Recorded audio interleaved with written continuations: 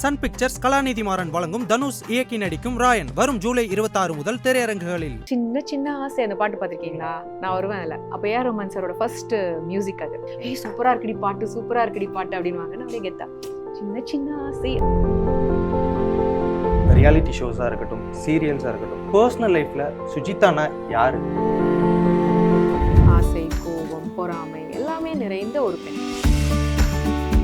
இப்போ எனக்கு வயசுக்கு கொடுக்குற மரியாதை அப்போ என் வயசு இல்லாத அந்த சின்ன வயசுலயே எனக்கு கிடைச்சிருக்கு. ஓகே, என்னைக்காவது உட்காந்து யோசிச்சிருக்கீங்களா, நம்ம பிறந்ததுலேருந்தே செலிபிரிட்டி இல்லை, நம்மள எல்லாருக்குமே தெரிஞ்சிருக்குல்ல அப்படின்ற மாதிரி நீங்கள் உட்காந்து யோசிச்சிருக்கீங்களா? நான் செலிபிரிட்டி ஃபீல்லாம் பண்ணதில்லை.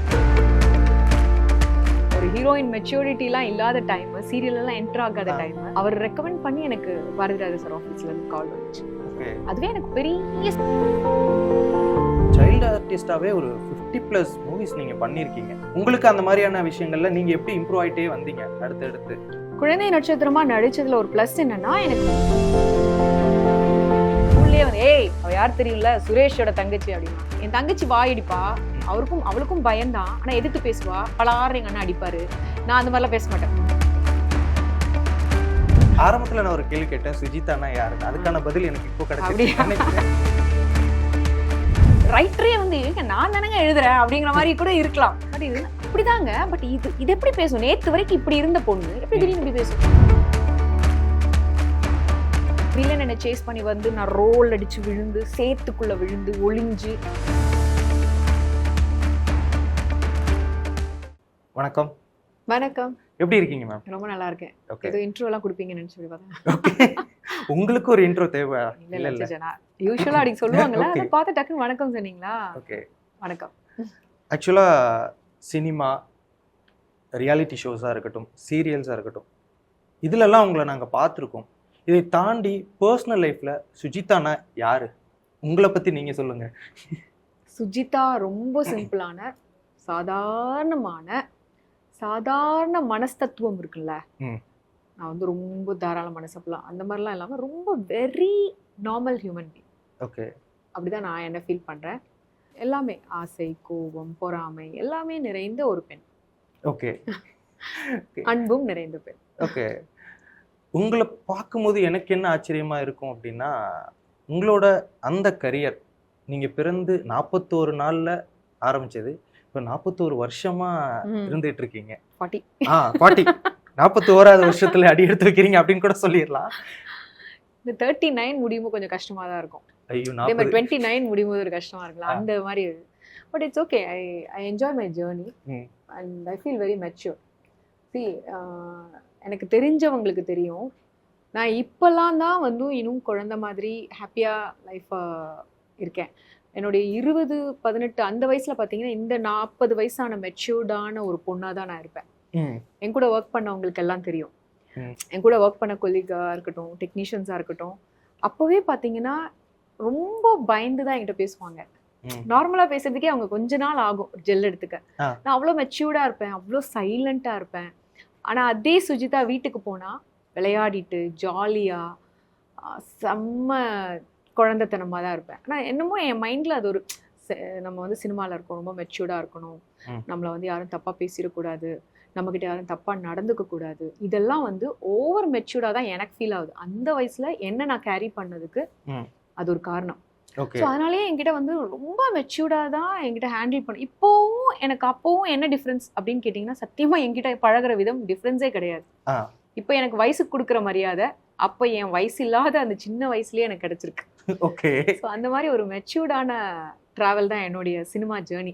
ஓகே, இப்போ நிறைய பேர்கிட்ட போய் நம்ம ஒரு ஆக்ட்ரஸ் செலிபிரிட்டிஸ்ட்ட போய் கேட்கணும் அப்படின்னா, நீங்கள் அப்போ இருந்திருப்பீங்கல்ல, நார்மலான ஒரு லைஃப்பை லீட் பண்ணியிருப்பீங்க, இப்போ அந்த செலிபிரிட்டி ஆனதுக்கப்புறம் எப்படி ஃபீல் பண்ணுறீங்கன்னு கேட்கலாம். பட் உங்கள்கிட்ட அப்படி கேட்கவே முடியாது, நீங்களும் அதை பார்த்துருக்கவே வாய்ப்பு இல்லை.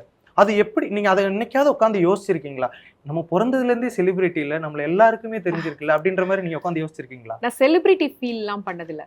எல்லாருக்குமே என்ன பிடிச்சிருக்கு அப்படிங்கிற ஒரு ஃபீல் தான். ஒரு செலிபிரிட்டி அந்த ஒரு மாஸ் ஃபீல்லாம் நான் பண்ணதே கிடையாது.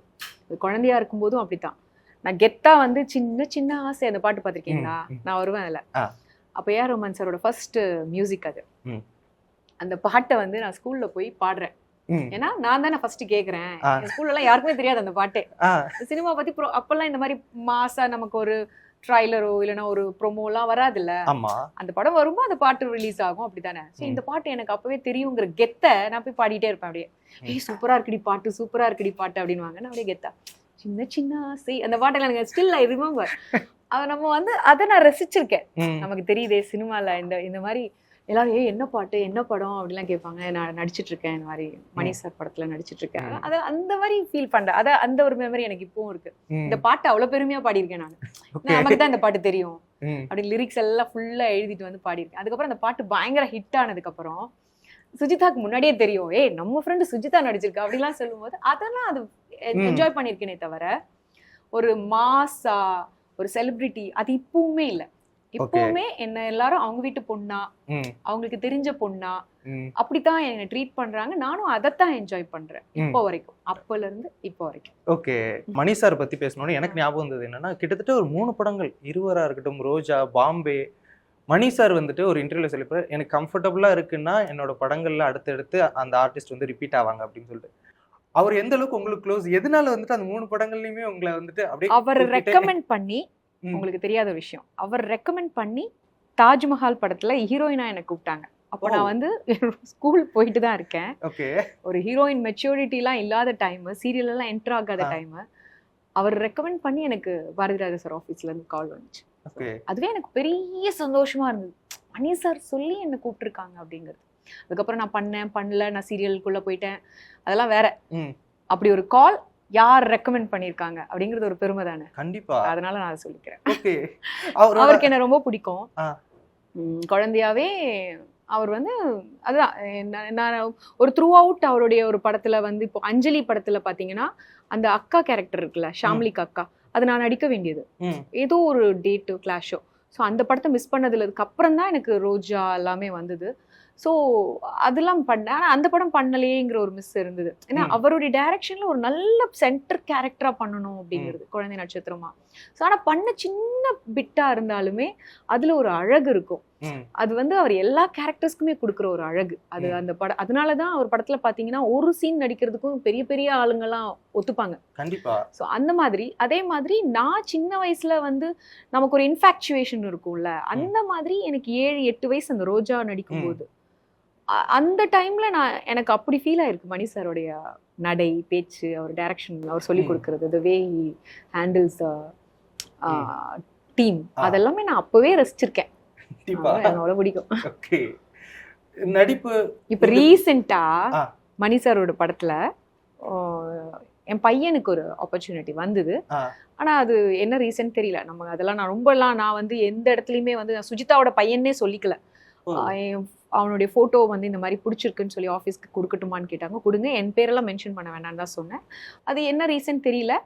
ஆனா ஆஃபீஸ்க்கு போகும்போது நான் வந்திருக்கேன்னு கூட சொல்லலை. நான் நின்றுட்டு ஆஃபீஸ்ல நின்றுட்டு ஒரு ஃபோட்டோலாம் எடுத்துக்கிட்டு செல்ஃபி எல்லாம் எடுத்துக்கிட்டு வந்துட்டேன். எனக்கு பிடிக்கும், ஒரு ஃபேனா.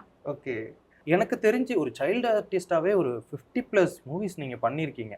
அப்படி இருக்கும்போது நிறைய பேருக்கு இருக்கும்ல, தன்னோட முதல் படத்துல ஒரு எக்ஸ்பீரியன்ஸ் இருக்கும், போக போக போக அவங்க மெச்சூர் ஆகிட்டே போவாங்க, அவங்க டேலண்ட் வைஸும் இம்ப்ரூவ் ஆகிட்டே போவாங்க.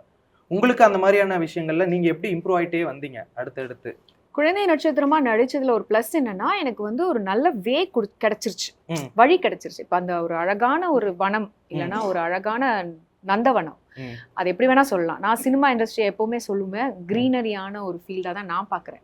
ரொம்ப பசுமை நிறைந்த ஒரு கலை சார்ந்த ஒரு துறை. அதுல வந்து எந்த 24 கிராஃப்ட் இருக்குன்னா ஒவ்வொருத்தருக்குமே ஒவ்வொரு திறமை இருக்கும்.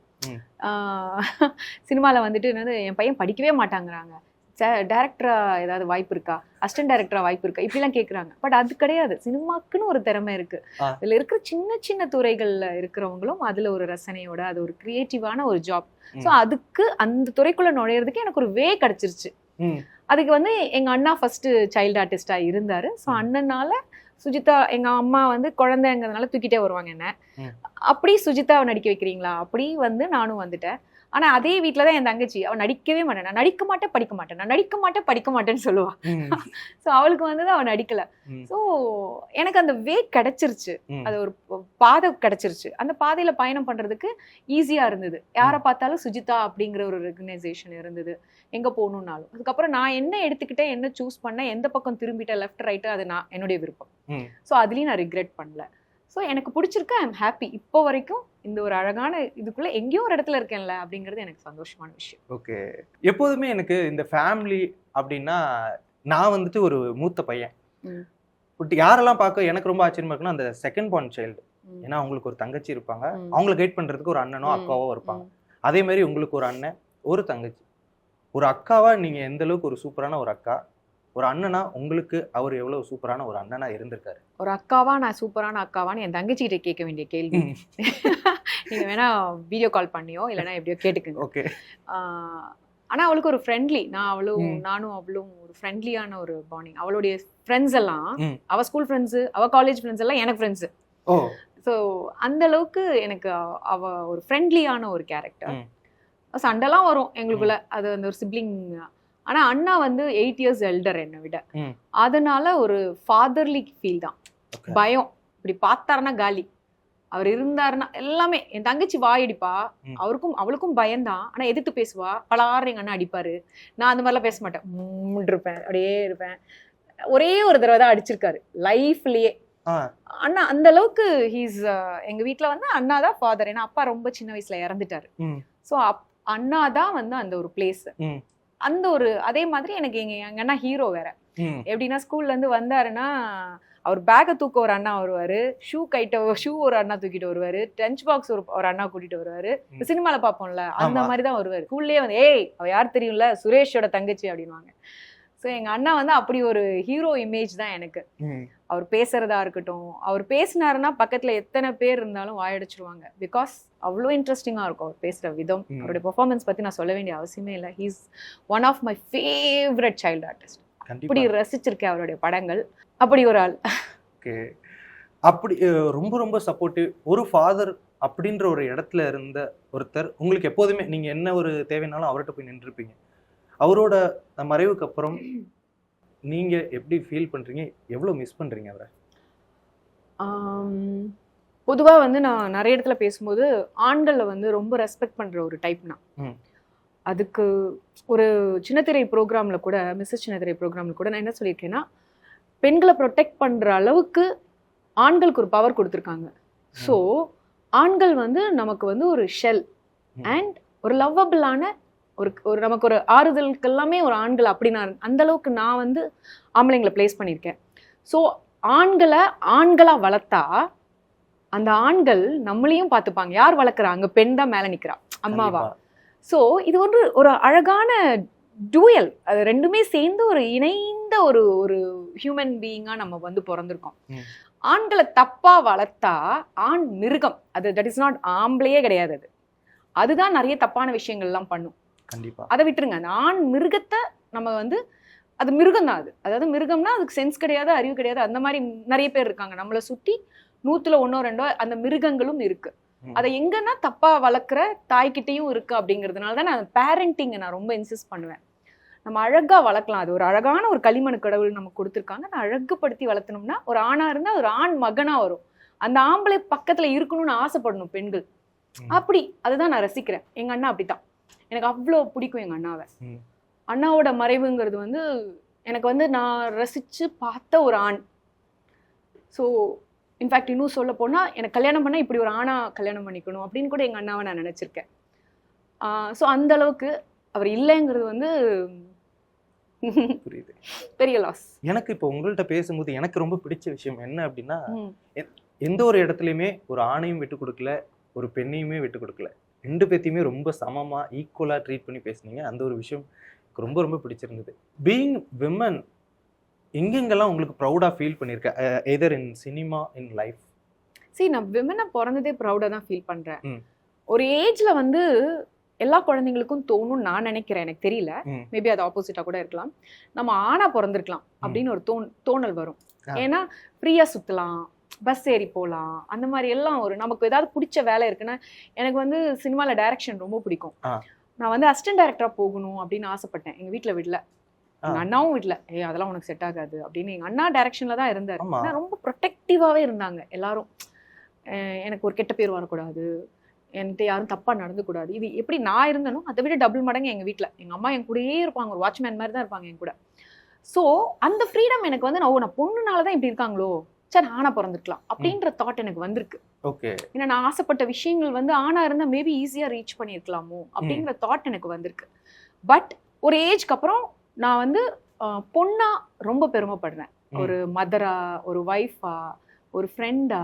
என் ஃப்ரெண்டுக்கு நான் அட்வைஸ் பண்ணும்போது நான் பேசுறத விரும்பி கேட்குற ஃப்ரெண்ட்ஸ் நிறைய பேர் இருக்காங்க. அவங்க கிட்டலாம் ஏதாவது ஒரு விஷயம்னா என் ஃப்ரெண்ட்ஸ் பார்க்குறவங்க நிறைய பேருக்கு தெரியும். ஃபோன் பண்ணி சுஜிதா கிட்ட 2 வார்த்தை பேசினாலே நமக்கு கொஞ்சம் ஹாப்பியாக இருக்கும் அப்படின்னு ஃபீல் பண்ணுறவங்க இருக்காங்க. அதெல்லாமே வந்து எனக்கு வந்து என்னுடைய நிலை அண்ட் என்னுடைய ஒரு பெண்மையை நான் ரசிக்கிறேன். ஓகே, ஆரம்பத்தில் நான் ஒரு கேள்வி கேட்டேன், சுஜிதானா யாருன்னு. அதுக்கான பதில் எனக்கு இப்போ கிடைச்சிருச்சு. ஓகே, இப்போ அசிஸ்டன்ட் டைரக்டரா இந்த மாதிரியான விஷயங்கள்லாம் பண்ணணும்னு நினைக்கும் போது கண்டிப்பாக உங்களுக்கு இந்த தாட்ஸ் இருந்திருக்கும். ஒவ்வொரு ரோலும் உங்ககிட்ட எக்ஸ்பிளைன் பண்ணும் போதும் அதுக்கு எப்படி சுஜிதா ப்ரிப்பேர் ஆவாங்க? சீரியலை பொறுத்த வரைக்கும் ஒரு கதையை வந்து நரேட் பண்ணும்போது இவ்வளோதான் இருக்கும். பிகாஸ் அது வந்து ஒரு 1000 எபிசோடுக்கு போக வேண்டிய விஷயம்ங்கிறதுனால கதை சொல்றவங்களுக்கும் அதோட கேரக்டரைசேஷன் ஒரு லிமிட்டுக்கு மேலே இருக்காது. ஸோ எனக்கு சீரியல் எக்ஸ்பீரியன்ஸை பொறுத்த வரைக்கும் ஒரு ஆக்ட்ரஸா நாங்கள் வந்து 1000 சீன் நடிச்சா அதில் ஒரு 100 சீன் இல்லைன்னா ஒரு 50 சீன் தான் நல்ல சீன்ஸ் கிடைக்கும் பெர்ஃபார்ம் பண்றதுக்கு. ஸோ அதை நான் ஃபீல் பண்ணியிருக்கேன் எப்பவுமே. பட் எனக்கு ஒரு கம்ஃபர்டபுளான ஒரு ஜோன் சீரியல். அப்படியே கம்ஃபர்டபுளா ஜாலியா இருந்துட்டேன். 20 வருஷமா லீட் ரோல் பண்ணிட்டேன். 20 வருஷமா ஹாப்பியா. எனக்கு எங்க போனாலும் ஏதோ ஒரு இடத்துல சொன்னேன், நம்ம வந்து புலிக்கு வந்து வாளா இருக்கிறத விட எலிக்கு தலையா இருக்கலாங்கிற மாதிரி நான் அப்படிதான் இருந்துட்டேன். ஸோ எனக்கு ஒரு கம்ஃபர்ட், அதுதான் என்னோட காரணம் வந்து கம்ஃபர்ட்டா என்னை வச்சுக்கிட்டேன். மணி வைஸ் நல்லா மந்த்லி நமக்கு ஒரு சேலரி வந்துடும், ரெஸ்பெக்டும், எங்க போனாலும் சுஜிதாங்கிறத அவங்க வீட்டு பொண்ணு பாதி பாக்குறாங்க. அந்த மாதிரி நம்மளை ஒரு பிளேஸ்மெண்ட்ல நம்மளை அது வச்சிருச்சு.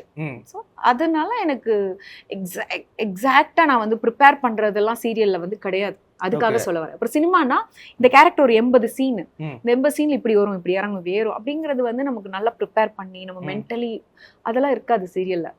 ஆரம்பிக்கும் போது இது இப்படி ஒரு கேரக்டருங்க, நீங்க வந்து சாஃப்டா அப்படி ஒரு அண்ணி அப்படின்னு பாண்டியன் ஸ்டோருக்காக சொல்றேன் எக்ஸாம்பிள். உங்களுக்கு குழந்தையே வேண்டாம் நீங்க முடிவு பண்ணிட்டீங்க, ஏன்னா எனக்கு என் குழந்தைங்க தான், அவங்க தான் எனக்கு குழந்தைங்க, நான் பெத்துக்கிட்டேன்னா மேபி நான் செல்ஃபிஷ் ஆயிடுவேனோ அப்படின்னு நினைச்சு தியாகமா குழந்தைங்களுக்காக வாழற ஒரு அண்ணி அப்படிங்கிற கேரக்டர் மனசுல பதிஞ்சிருச்சு. அவ்வளவுதான். அதை டிராவல் பண்ணி கொண்டு போயிட்டேன். ஸோ இது வந்து இப்படிலாம் இருக்காங்களா அப்படின்னு நிறைய பேர் கேட்டிருக்காங்க. இருக்காங்க, இல்லைன்னா நம்மளால சொல்லவே முடியாது. இந்த அளவுக்கு வர்ஸ்டான ஹியூமன் பீயிங்கையும் நம்ம மனுஷனை பார்க்கலாம், அந்த அளவுக்கு எக்ஸ்ட்ராடினரியான கேரக்டர்ஸும் நம்ம நிறைய பேர் இருக்காங்க. அந்த மாதிரி நான் ரசிச்சு பண்ணதுதான் அந்த மாதிரி. அதுக்கப்புறம் அது டிராவல் ஆகும். அது பாத்தீங்கன்னா நம்மளே எதிர்பார்க்க சொல்லி, ஏங்க இந்த சீன் எப்படிங்க நான் நடிப்பேன் அப்படின்னு நானே கேட்பேன். இந்த கேரக்டர் அது ஏன்னா நான் அந்த கேரக்டர்ல வாழ்ந்துட்டு இருப்பேன். ரைட்டர் வேற ஏதோ சீன்ல இருந்து வேற இடத்துக்கு எழுதியிருப்பாங்க. அப்ப எனக்கே வந்து இல்ல இந்த டைலாக் நான் பேசினா சரி வராது, நான் பேசினா அப்படிங்கிறதுக்கு எனக்கு வந்து அது என்னுடைய உரிமை ஆயிடுவாங்க. சோ என்னுடைய கேரக்டர் அது. ரைட்டரே வந்து நான் தானங்க எழுதுறேன் அப்படிங்கிற மாதிரி கூட இருக்கலாம். பட் இது அப்படிதாங்க. பட் இது எப்படி பேசும், நேத்து வரைக்கும் இப்படி இருந்த பொண்ணு எப்படி திடீர்னு இப்படி பேசும், இதெல்லாம் நான் பேசுவேன், இதெல்லாம் நான் கேட்பேன். அந்த மாதிரி தான் போகும் சீரியலை பொறுத்த வரைக்கும். சினிமா தான் அது வேற. சினிமா வந்து நிஜமாவே அதை வந்து நம்ம வந்து நிறைய ஹோம் ஒர்க் பண்ணலாம், நிறைய அது எனக்கு அது பிடிக்கும். Cinema industry is different. அது வந்து லைப்ரரியில இருக்கிற புக்ஸ், இது வந்து day to day news paper. முடிஞ்சிடும், இன்னைக்கு பேப்பர் நாளைக்கு வேஸ்ட் பேப்பர் ஆயிடும். நம்ம கஷ்டப்பட்டு உயிரை கொடுத்து நடிச்சிருப்போம், அவங்க விசில் அடிச்சிருச்சுன்னா அந்த பக்கம் போயிடுவாங்க திருப்பி. இப்பெல்லாம் அட்லீஸ்ட் இந்த ஹாட் ஸ்டார் இப்போ அட்லீஸ்ட் நமக்கு பாக்குறதுக்கான திருப்பி ரிவைண்ட் பண்ணி பாக்குற வாய்ப்பாவது இருக்கு. நான் நடிச்ச ஏர்லி டைம்ல எல்லாம் பாத்தீங்கன்னா உயிரை கொடுத்துலாம் நடிச்சிருக்கேன். அந்த ஃபிலிம் சிட்டியில பாத்தீங்கன்னா அந்த ஃபுல் மழையில சாக்கடை மாதிரி இருந்த அந்த இடம், மண்ணுக்குள்ள டிக்ல, அதுல வில்லன் என்ன சேஸ் பண்ணி வந்து நான் ரோல் அடிச்சு விழுந்து சேத்துக்குள்ள விழுந்து ஒளிஞ்சு இப்படிலாம் நடிச்சிருக்கேன். புழுவெல்லாம் மேலே ஏறி இருக்கு. அந்த சீன்லாம் வந்து எங்க அம்மாவே பாக்கல. என்னடி நடிச்சேன்னு ஏதோ சொன்ன, அம்மா நேத்து போச்சேம்மா, ஐயோ அப்படியா நேத்து அவங்க கிட்ட பேசிட்டு இருந்தேன் அப்படின்னுவாங்க. கஷ்டமா என்னடா அது அப்படின்னு. அந்த மாதிரி நிறைய இருக்கு. ஸோ சீரியலுக்கு நான் சொல்ல வர்றது என்னன்னா, அவ்வளோ ஹோம்ஒர்க் வந்து எஃபர்ட்லெஸ்ஸா போயிடும்.